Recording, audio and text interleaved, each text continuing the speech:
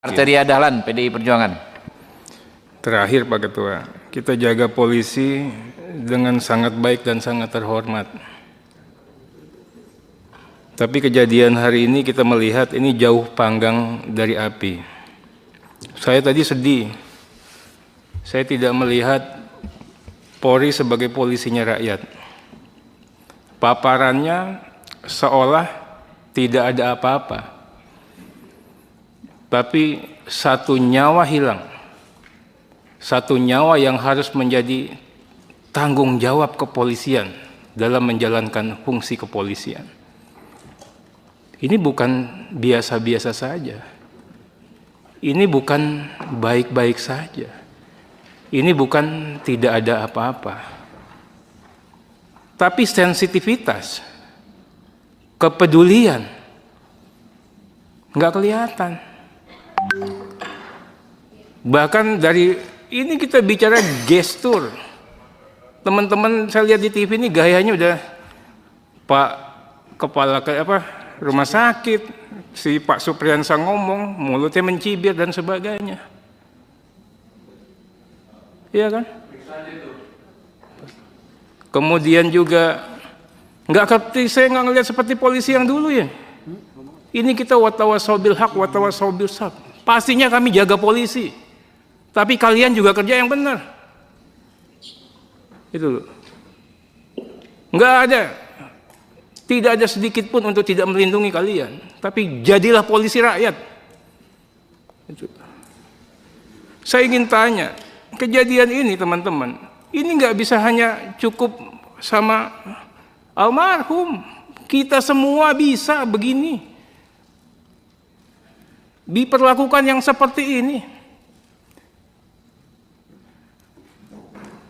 Saya ingin tanya, yang nangani ini siapa ini, Pak Kapolres? Waktu LP. Ya, langsung dijawab Pak Kapolres. LP yang tanganin apa? Reskrim atau siapa? Atau PPA atau apa? Kami jawab. Kasus ini ditangani oleh unit PPA Satreskrim Polresta Palu. Mana orangnya? Baik, kami hadirkan Bapak, izin untuk Kasat Reskrim, kami PPA maupun penyidik mungkin bisa untuk menyampaikan. Mungkin ada pertanyaan dari beliau. Dipersilakan Kasat Reskrim, izin ini adalah Kasat Reskrim Bapak. Kemudian kami PPA arahkan kameranya. Kami PPA diarahkan berdiri. Ini kami PPA, Bapak izin. Kemudian selanjutnya penyidik atas nama Bribka Muhammad Yusuf berdiri. Oke, saya nanya ini. Siap? Siapa Aprilia itu? Kanit PPA.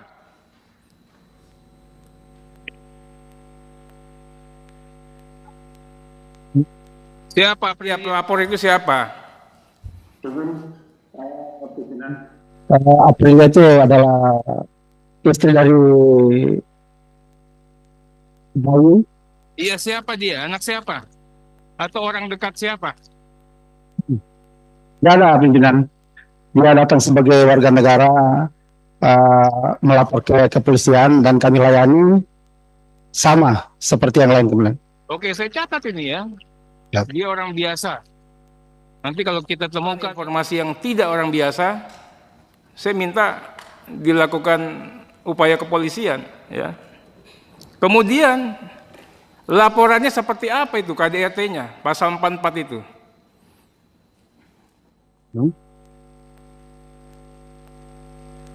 Dengan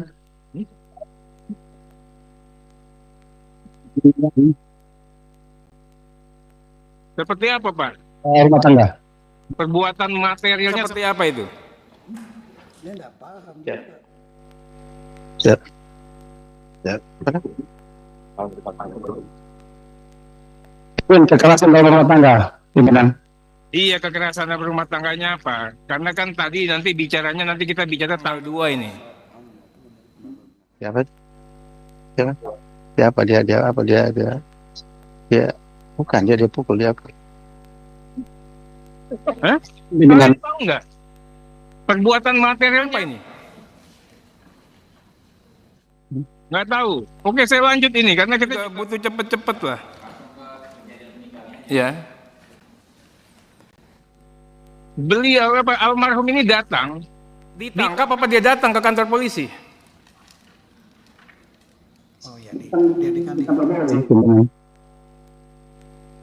Dia datang sama ibunya, bukan ditangkap kan? Siap datang. Kalau dipanggil Nggak bisa kalian bedakan itu. Orang datang sama ibunya dengan datang sendiri, sama datang ditangkap. Ada nggak perbedaannya? Ini mesin apa manusia ini?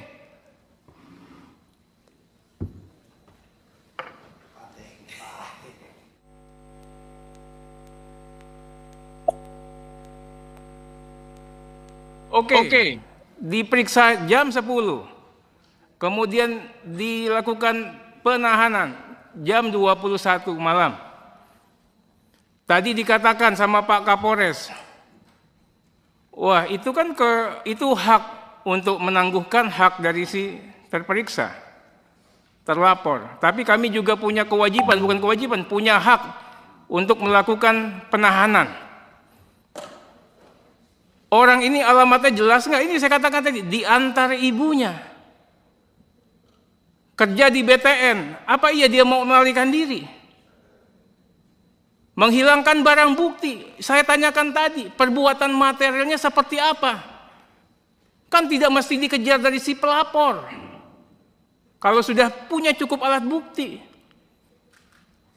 Pertanyaannya, seberapa signifikan, material dan penting untuk dilakukan upaya penahanan kala itu? Jawab Pak Kapolres.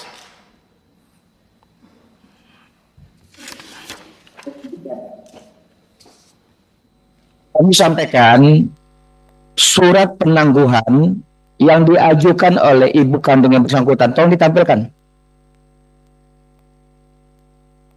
Itu tertanggal 3 September 2024. Bukan pertanyaan saya, ya. Apa urgensinya untuk ditahan? Besok bisa kalian panggil. Besok datang lagi jam 10, kami mau periksa. Apa urgensinya dilakukan penahanan? Izin kami sampaikan terkait dengan masalah penahanan ataupun ditangguhkan, kami sampaikan lagi kepada forum ini Bapak, itu adalah keyakinan kami terhadap tersangka. Jadi kami tidak memberikan izin itu, kami yakin apabila nanti kami berikan penangguhan, kami takutnya nanti ternyata yang bersangkutan tidak bisa dihadirkan pada saat kami butuhkan. Karena jaminan baik itu fisik maupun barang tidak bisa menggantikan fisik dari si tersangka. Jadi kalau misalnya tersangka itu melarikan diri, kemudian dijamin oleh seseorang, maka seseorang yang menjamin itu tidak bisa menggantikan fisiknya untuk masuk ke dalam ruang tahanan. Demikian Bapak. Pak, setahu saya Pak, kita punya satu sama yang namanya KUHAP. Penahanan itu untuk kepentingan penyidikan, bukan yang lain. Pak Artinya mungkin bisa lanjut Pak. Untuk kepentingan penyidikan, bukan yang lain. Jadi mohon maaf, alasannya nggak bisa kita terima itu. Pakai mesin aja besok. Pakai mesin. Kemudian hal selanjutnya. Ingin tanya juga Pak Ketua. Ya. Waktu itu ada keluhan orang sakit, ya kan? Tapi sebelumnya saya tanyakan lagi Pak, pada saat masuk ke kantor polisi itu, ya adakah dia lebam-lebam, luka seperti yang tadi? Kakinya pincang, ada nggak waktu dia datang ke kantor polisi itu? Pak Kapolres. Mohon izin Bapak, saat yang bersangkutannya dimaksud oleh Bapak itu dalam keadaan sehat Bapak, izin. Sehat semua. Pada saat di dalam ruang tahanan itu tiba-tiba kakinya pincang. Ya, kondisi kesehatannya menurun. Minta untuk dirawat di rumah sakit. Tadi ada komunikasi. Katanya komunikasi kami dengan baik dengan ibunya. Apa yang baik?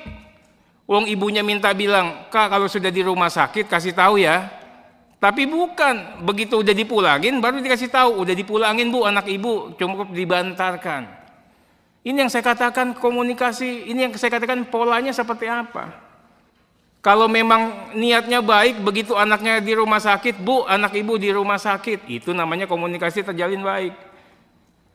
Ini kan orang nanya, kalau sudah di rumah sakit kasih tahu ya, Ini nggak dikasih tahu, begitu pulang dikasih tahu udah cukup dengan rawat jalan. Saya nanya sama dokter, Pak Dokter, apa memang pada saat di sana ya kondisinya memang baik-baik saja sehingga hanya cukup rawat jalan ini? Ya, terima kasih. Pada saat saya memeriksa di tanggal 7 di pukul 1 waktu Indonesia Tengah itu kondisi umum dalam keadaan baik-baik, tanda-tanda vital semua dalam keadaan baik-baik saja. Cuma pasien mengeluh nyeri ulu hati dan sempat muntah 1 kali. Pada saat di UGD saya periksa observasi beberapa menit, tanyakan mengenai keluhan, sudah tidak ada rasa ingin muntah, tapi nyeri ulu hati masih ada dan sebagian rasa nyeri-nyeri otot.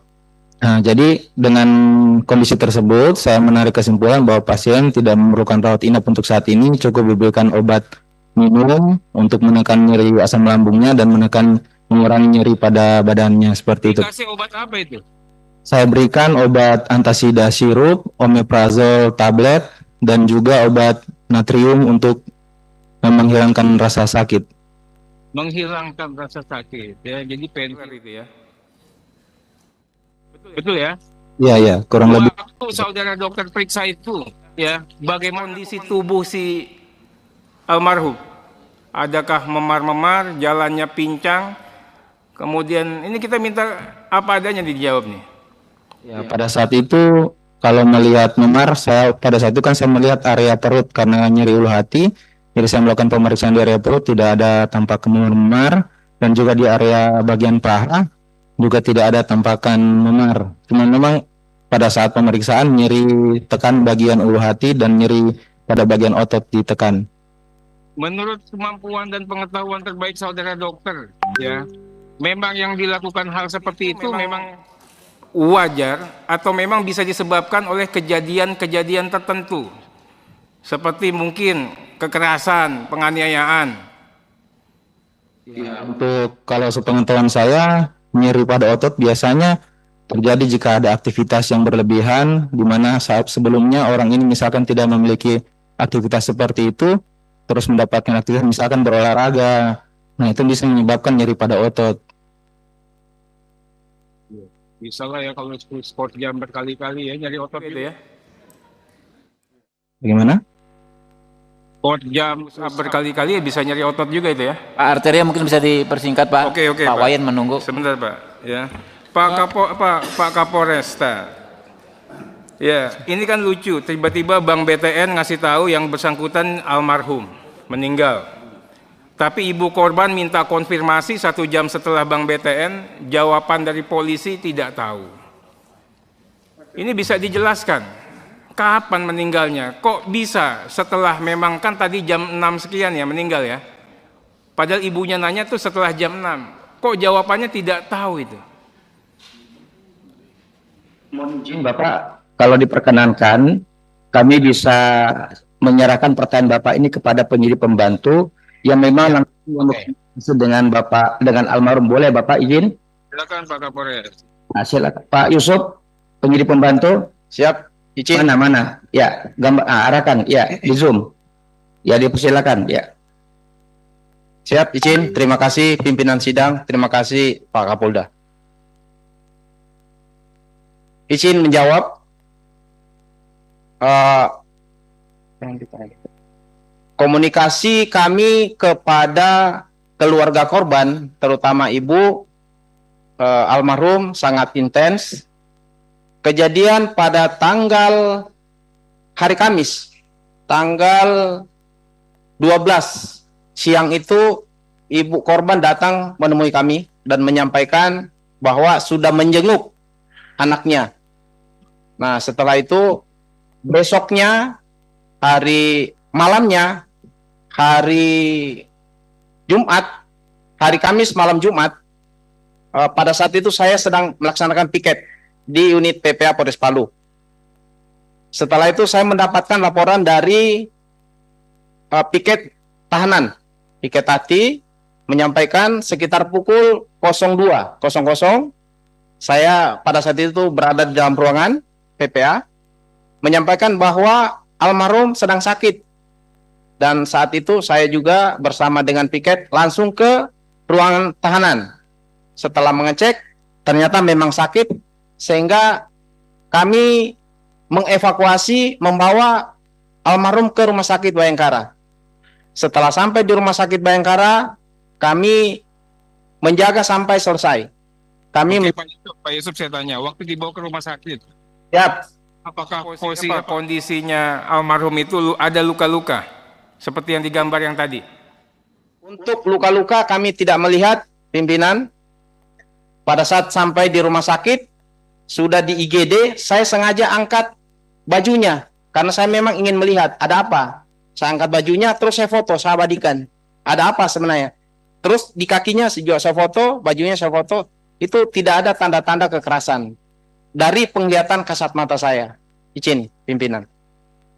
Jadi saya tanya ulang ini ya, begitu diangkat, pada saat kan saudara saksi yang mendampingi ya? Oke, Pak Yusuf mendampingi. Waktu didampingi posisi tubuhnya masih baik-baik saja. Tidak ada seperti gambar yang tadi. Oke, Pak dokternya mana? Yang meriksa langsung. Pak Dokter Ali.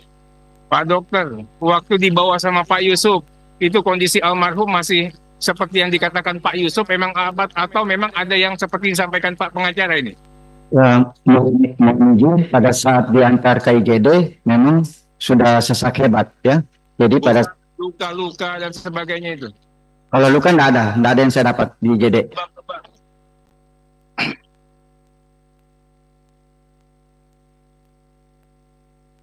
Ini bukan mikir ini melihat yang didengar, yang dialami sendiri, yang diketahui. Nggak usah dipikir, Pak. Tidak ada luka yang ada di IGD pada saat pasien dimasukkan di IGD, tidak ada.